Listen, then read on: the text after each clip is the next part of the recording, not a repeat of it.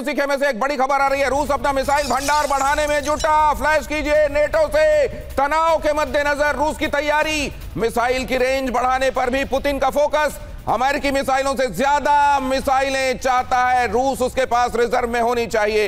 लेकिन अब चाइना जाना बहुत आवश्यक है। राजेश पुरोहित जी के पास जाता हूं। राजेश पुरोहित जी, साइलेंटली देखते हुए जो धीरे धीरे पूरी दुनिया में अपनी धाक जमाने और अपने आप को वर्ल्ड लीडर बनाने में, टॉप कंट्री बनाने में लगा हुआ है, वो है चाइना। और वो जिसने एक बार बार अपनी ताकत को महसूस कराया है वो है रशिया।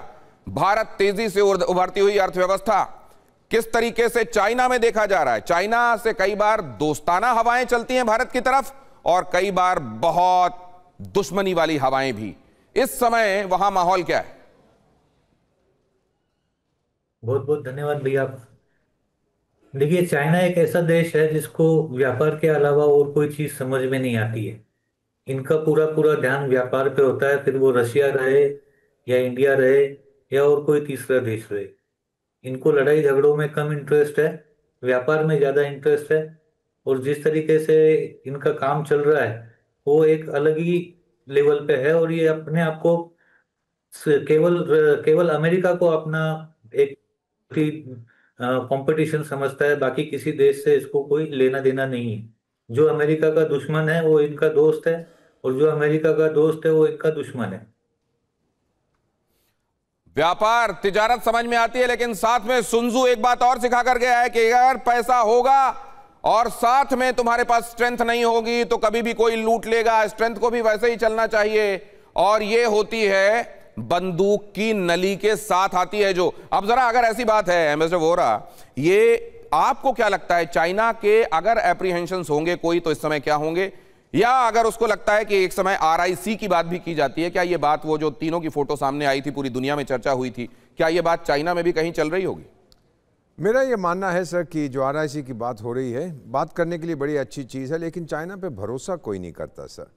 जो ट्रस्ट होता है वो आता है तजुर्बे से, और जो भारत का एक्सपीरियंस है और रूस का भी एक्सपीरियंस, याद रखिए 1969 में भिड़ गए थे रूस और सोवियत संघ और चाइना, तो ये भरोसा नहीं करते। हाँ, इस समय पश्चिमी देशों ने रूस को ऐसी स्थिति में धकेल दिया है कि वो अनलिमिटेड पार्टनरशिप बनाते हैं चाइना के साथ, लेकिन मौका आते ही सर ये बात ये ढीली हो जाएगी पार्टनरशिप, क्योंकि अभी तक उनको जो चाहिए था फाइनेंस वो मिल रहा था चाइना से, चाइना को चाहिए था टेक्नोलॉजी वो मिल रही थी। अब चाइना अपनी बना रहा है, रूस अपनी इकोनॉमी को तगड़ी कर रहा है, सो वो बेसिस फॉर द रिलेशनशिप खत्म हो जाती है, जबकि भारत के साथ और तगड़ी होती जा रही है सर। बहुत सी चीज़ें रूस को चाहिए, हम देंगे और कभी हम मना नहीं करेंगे, ना वो सैंक्शंस कभी लगाएंगे ना हम परवाह करेंगे वेस्टर्न सैंक्शंस की। सो मेरा अपना मानना है कि चाइना इस समय वेट एंड वॉच में है। चाइना चाहता है ताइवान लेना, अब ले लो भाई, एक छोटा सा द्वीप है, अगर लेना चाहते हो, अगर आप में इतनी ताकत है, अभी तक आप ले लिए होते। रूस ने आपका समर्थन नहीं किया, किसी ने नहीं किया, करो जो करना है। सो मेरा मानना है कि they are not going to risk कि पूरी दुनिया उनके अगेंस्ट हो जाए अगर उन्होंने ताइवान पर हमला, और उनको भी बहुत मार पड़ेगी सर। रूस भी कह रहा है कि भाई अभी रुक जाओ, अभी मैं बिजी हूं, अगर एक और फ्रंट खुल गया तो फिर बहुत तकलीफ होगी, मुझे भी, आपको भी, और बाकी हमारे जो मित्र हैं उन देशों को भी। उन देशों को भी बड़ी परेशानी होने वाली है, लेकिन किस तरह से परेशानी को अपने लिए अपॉर्चुनिटी बना लेना और अपने आप को ताकतवर कर लेना। रशिया इस समय कितना ताकतवर है, जरा उस पर भी निगाह डालिए, क्योंकि कहा जाता है दुनिया में सुनी उसी की जाती है जो ताकतवर होता है। ऐसे में जरा इस ताकत पर निगाह डालना भी बहुत जरूरी। 2022 और 2024 जीडीपी के हिसाब से अगर आप देखें 2.1% का इजाफा, और यहां 4%, 4.1% का 2024। मतलब अगर आप ये देखें कि युद्ध के दौरान इसका बढ़ना, युद्ध के लंबा खिंचने के दौरान भी जीडीपी में बढ़त होना, यह बताता है कि रशिया किस तरीके से अपनी प्रॉब्लम्स को अपॉर्चुनिटी में तब्दील करना जानता है। अब जरा यह भी देखिए, रूस की ताकत के हिसाब से अर्थव्यवस्था को वॉर इकोनॉमी मॉडल में कैसे रशिया ने तब्दील किया, और 2 साल में तेज रिकवरी करते हुए, जैसा मैंने आपको दिखाया, 4.1 से ज्यादा।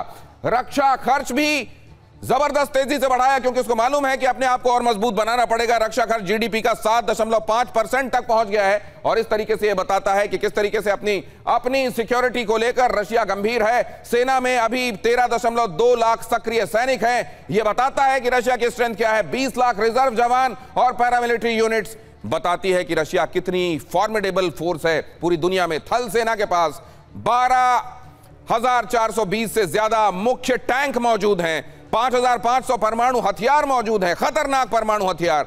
और यह बताता है कि डेटरेंस का मामला हो या मसल फ्लेक्सिंग का मामला, रशिया किसी से पीछे नहीं है, और खासतौर से तब जबकि वो न जाने कितने सारे टॉर्नेडो में वक्त वक्त पर फंसता रहा है। जनरल कुलकर्णी, रशिया से मुसीबतों में और मजबूत होकर उभर कर आना कौन सी बात है जो रशिया को ये रशिया बनाती है? दिनेश, आपको मैं अगर बताऊं, जब पुतिन ने चार्ज लिया रशिया का और जब बोरिस येल्सिन ने उनको दिया तो 1700 पर कैपिटा उनका जीडीपी था, $1700। और आज की तारीख में रूस का पर कैपिटा जीडीपी है 17,000। तो आप समझ सकते हैं कि पुतिन की पॉपुलैरिटी आप देखिएगा, कहाँ पे रूस था और उन्होंने कहाँ से कहाँ पे रूस को ले गए। इसलिए पुतिन धीरे धीरे करके, और वो जानते थे, और पुतिन बार बार कह रहे थे कि अगर वी रिस्पेक्ट जो है वो रूस को मिलनी चाहिए, अगर आप नहीं दे सकते हैं तो I will expect and I demand and I get the respect that I deserve. रूस बार बार इस बात को कहता है पूरे विश्व में, लेकिन अमेरिका माना नहीं, ईस्टवर्ड एक्सपेंशन करता रहा नेटो का, और आज ये जो भुगतना पड़ रहा है वो ईस्टवर्ड एक्सपेंशन ऑफ ये जो बात आप कह रहे हैं सर, और खासतौर से पुतिन की लीडरशिप। विनय शुक्ला साहब, मैं आपसे समझना चाहता हूं, देखिए लीडर अगर उसके रहते देश किसी मुसीबत में फंसे और वो मझधार में से कश्ती तरीके से बढ़िया कौशल के साथ निकाल कर ले जाए तो और मजबूत लीडर हो जाता है। और वही अगर कहीं मझधार में फंस गई, नैया डूबने की तरफ चली गई, तो उस लीडर से लोग नफरत करने लगते हैं। इस समय पुतिन, रूस के अंदर पुतिन को लेकर अगर एक तरीके से हम ये देखें कि लोगों के दिमाग में कहां किस स्थिति में है, उसको कैसे बयान करेंगे आप? पुतिन की पॉपुलैरिटी विद इन रशिया। देखिए, अब अभी हाल के जो लेटेस्ट जो ओपिनियन पोल में उनकी जो पॉपुलैरिटी 75% है, वो सॉलिड कही जा सकती है। क्योंकि मैंने देखा है कि जो मेरे कुछ जानकार लोग थे वो उसके पुतिन के आलोचक थे, खिलाफ तब बोलते थे कई बार, वो भी आज जो है पूरी तरह से पुतिन के पीछे खड़े हैं। क्योंकि सवाल जो है कि वो कहते हैं कि जब हमला होता है रूस पर, इतिहास बताता है, सब लोग इकट्ठे हो जाते हैं, एक मुट्ठी बन जाते हैं। वो कहते बाद में देखेंगे जो भी होगा, हम बात करेंगे क्या था, पुतिन ने ठीक किया नहीं किया। पर लेकिन आप ये जो कह रहे हैं सर कि वो जो आलोचक थे, वो जो विरोधी थे, वो भी इस समय पुतिन के बारे में पॉजिटिव बातें कर रहे हैं, ये बताता है इधर प्रधानमंत्री नरेंद्र मोदी, देखिए उनका इकबाल देश के अंदर देश के बाहर किस तरीके से बुलंद है। अभी बिहार के नतीजे आए हैं, आपने देखा किस तरीके की लैंडस्लाइड विक्ट्री हुई है भारतीय जनता पार्टी और उनके सहयोगियों की। और उधर आप देख रहे हैं कि क्या कहा जा रहा है पुतिन के संदर्भ में। इस तरह के अपने घर में मजबूत लीडर्स जब मिलते हैं तो दुनिया में भी उसके रिबल्स जाते हैं। अब जरा देखिए पुतिन का दौरा, रणनीति क्या होने वाली है, जरा ये भी देखिए। स्ट्रैटेजी होती है, दिमाग में बहुत सारी चीजें चलती हैं, दोस्तों से मिलने के दौरान भी। भारत ही क्यों, एक ताकतवर तेजी से उभरता हुआ देश, और वो जो अपने कहे हुए पर कायम रहता है, राउंड अबाउट्स में नहीं घूमता, यू टर्न नहीं मारता। इधर देखिए पुतिन की रणनीति क्या, अपनी शर्तों पर युद्ध विराम लेंगे। पुतिन ये बात कई बार कह चुके हैं, क्योंकि हमने नहीं कहा था कि तुम नेटो में जाओ और हमारे लिए खतरा बनो, हम अपनी सुरक्षा चिंताएं तो करेंगे। भारत ही क्यों किसी गुट में नहीं है, भारत किसी गुट में नहीं है, भारत का एक ही गुट है, भारत का अपना हित। लेकिन उसमें भी यह ध्यान रखता है कि किसी की लकीर छोटी करके अपनी लकीर लंबी नहीं करना। इधर देखिए, जीते हुए इलाके मिल जाएं, पुतिन की यह रणनीति है कि वो इलाके बनाकर एक बफर जोन, भगवान जाने बाद में क्या दिमाग में आए, नेटो में जाने का आए, नहीं आए कोई भी, लेकिन बीच में एक गलियारा ऐसा होना चाहिए जो सुरक्षा एंश्योर करे, भारत शांति प्रस्ताव रखे। यह मुमकिन है कि दिमाग में चल रहा हो। और यह भारत ही क्यों में दशकों पुरानी दोस्ती, वो दोस्ती कहते हैं ना कई बार, और यह बात शायद प्रोफेसर अमिताभ आप भी इस पर मोहर लगाएंगे, कई बार कोई कुछ नहीं बिगाड़ता लेकिन बस उसकी शक्ल पसंद नहीं आती। कई बार कुछ नहीं होता, किसी ने कुछ नहीं किया होता, लेकिन उससे वाइब्स अच्छी मिलती हैं। और भारत और रशिया के बीच में प्रोफेसर अमिताभ यही बात, यहीं से शुरुआत होती है, जो आगे इसी पर बिल्ड होती हैं चीजें। देखिए, भारत और रूस की दोस्ती को कई बार टेस्ट किया गया, ये पहली बार ऐसा नहीं हुआ है। और भारत ये बखूबी जानता है कि कोई उसका दुनिया में इस समय कोई अगर अच्छा सोचने वाला है तो वो रूस ही है। लेकिन यहाँ प्रैक्टिकल प्रॉब्लम भी कुछ आई हैं और आगे भी आएंगी। लेकिन ये तो पक्का है कि 1971 में जब हमने पहली बार सोवियत संघ के साथ पैक्ट साइन किया था, और आज तक जिस जो पुतिन साहब ने साइन किया है, स्पेशल प्रिविलेज पार्टनरशिप, उस तक हमने इनका साथ दिया है, इन्होंने हमारा साथ दिया है, और जो रिलायबिलिटी जो हमने दी है और इन्होंने दी है उसके बीच में कुछ नहीं आया है अब तक।